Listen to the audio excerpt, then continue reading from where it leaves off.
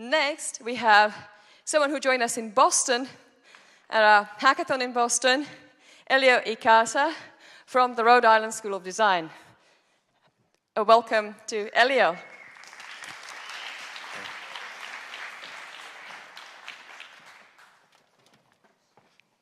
Is there an image on the front screen? Sound and healing, beautiful. Hi. So, my name is Elio Icaza. I'm a rising senior of industrial design at the Rhode Island School of Design. Thank you so much, Alex and Andrew and Michaela for inviting me. I'm very excited to be here, and it's been amazing watching all the projects that are going on. I also want to thank my aunt and uncle for coming. I'm glad you're here. So I first went to Music Tech Fest Boston.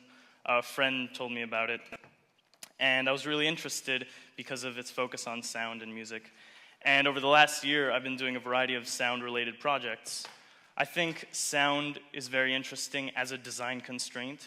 Usually in industrial design or product design, we talk about visual and tactile constraints when we're designing objects and forms in space.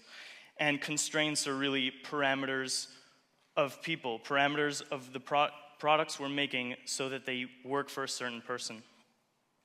And sound is tactile as well. It's what's really interesting. It's vibration. It's something that you feel regardless of your level of ability. So in terms of ability, and in terms of designing with empathy, ultimately, so that we make products that matter for people, how do we begin to exclude people in our designs when we don't fully take into account all the senses that make up one's experience of products and life? And sound is something you feel regardless of, whether you're blind or deaf or even hard of hearing. Sound is something that still rings in your bones. If you put your hand against the speaker, you're still going to feel something. So my interest in designing with empathy and designing products really began after my freshman year at RISD. I was at a friend's house right after they let us out for winter break. Had my own hospital experience. I suffered second-degree burns on my hands, arms, and face. And unfortunately, it wasn't that bad. It was a cooking accident. The flame flashed. I was caught in the crossfire. But I've seen people since that have had much worse second-degree burns, third-degree actually, which is when your skin no longer heals. And it got me interested in designing for people who one day, hopefully I would never have to undergo the things they went.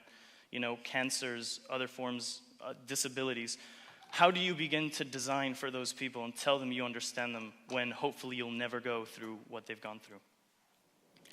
And so by the time that I could choose classes in industrial design, because your first year it's prerequisites, you learn how to do shop skills, you learn branding, graphic design, all the like. I chose a class called Investigating Normal, and it was a class focused on questioning the term prosthetic. What does it mean to make assistive technology? And I had an excellent professor called Sarah Hendren who taught us that all technology, everything we're doing here, is assistive technology. Why do we look at the person in the wheelchair differently than the person using the car? The car is movement from one point to another, as is the wheelchair. They extend technologies, media, extend our ability to do things in space. The same way that the radio is to project speech, as the wheel is to movement, so all technology allow us to extend what we're capable of. So around the same time I was taking this class, I enrolled in one called Hardware Hacking as musical and artistic expression, and it was making analog synths, just transistors and soldering and the like, no programming, and I joined the two, and this is my prosthetic synth. So the rest of my presentation are going to be these projects and explorations in sound and healing. So I'm going to play a video first. Is it up? Word.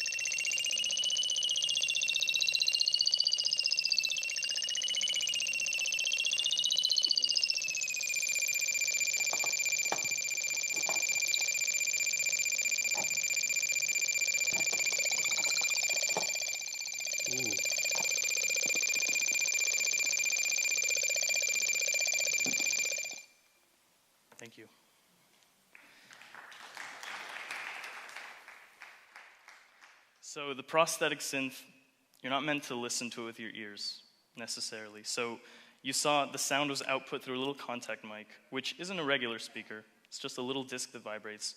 You put that against your skin, put your arm in the sling that's mounted with a sequencer. So I wanted to explore how do different sounds change us emotionally? How are we affected by certain qualities of sound? Did it feel like ants were crawling up your arm? Did it begin to bring sense back into that limb? Do higher notes cause us to be more excited? Deeper ones cause us to feel more relaxed? Can't reach deeper sounds yet, but it's a possibility. And so as an object of healing, it's really interesting.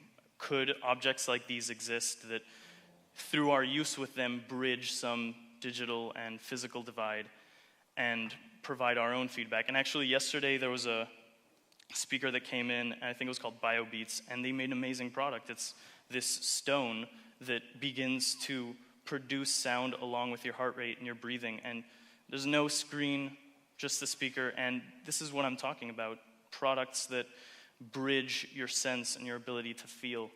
And as an object of performance, it's interesting as well.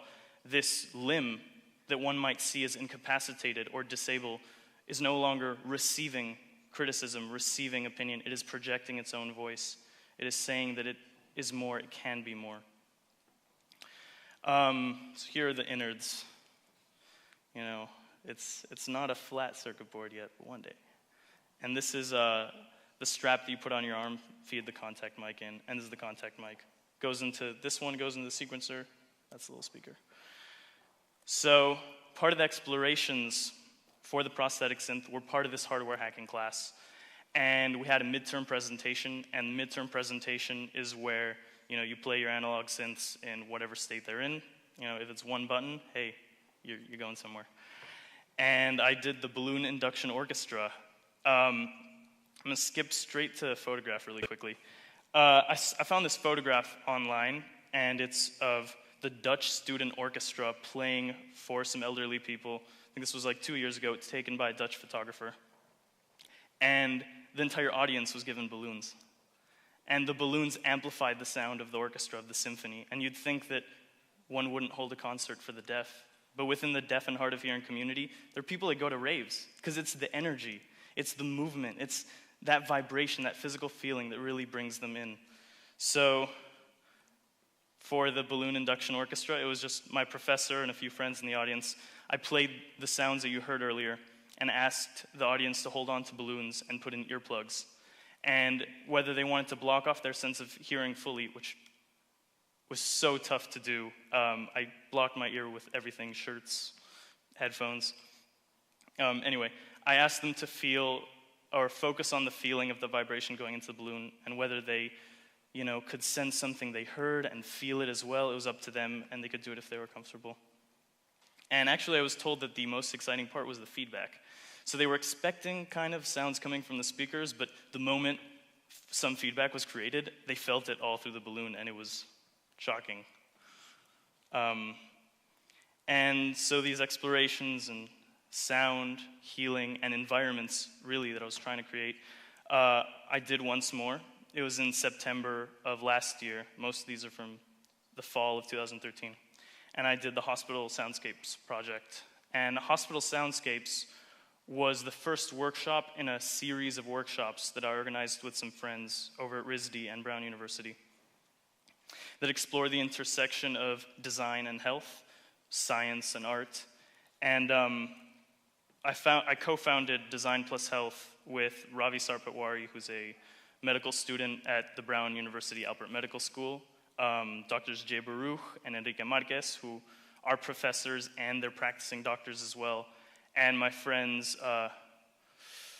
Chris Herbs and Zoe Clark, both industrial design, and it's been amazing working with them.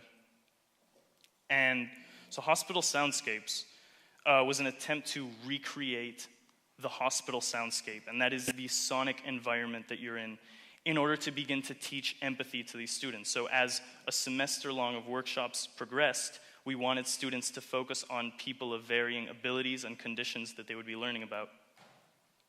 So we recorded 3 areas of Rhode Island Hospital, the triage, which is where patients come in, the nurse station in the patient room to create like a really cohesive soundscape. And then we played them back with 8 surround sound speakers.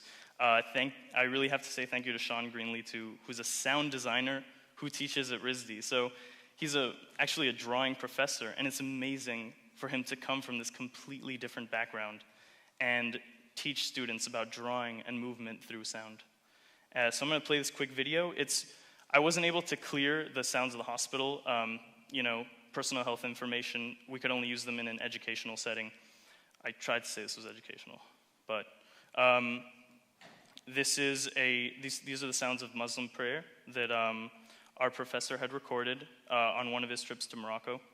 And so it begins, he recorded this right in the middle of a town center, and you feel like you're completely immersed because it's coming from 8 different speakers, and you're right in the center of all those speakers.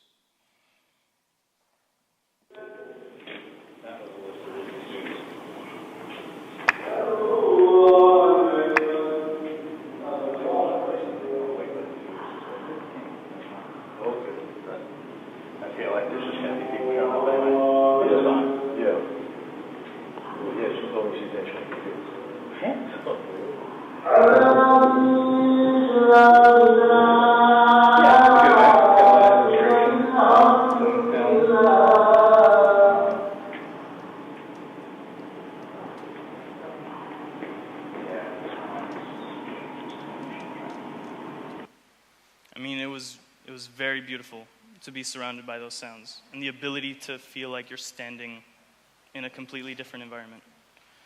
So here's a photograph of the students. We crowded them in the middle, put our speakers around them. So before I leave you, it's the end of my presentation, I'd just like to say, sound is physical as well.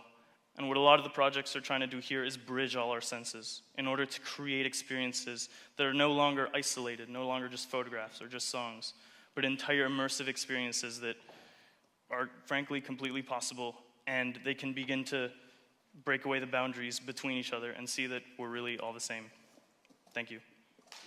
Elio Icaza. Fantastic.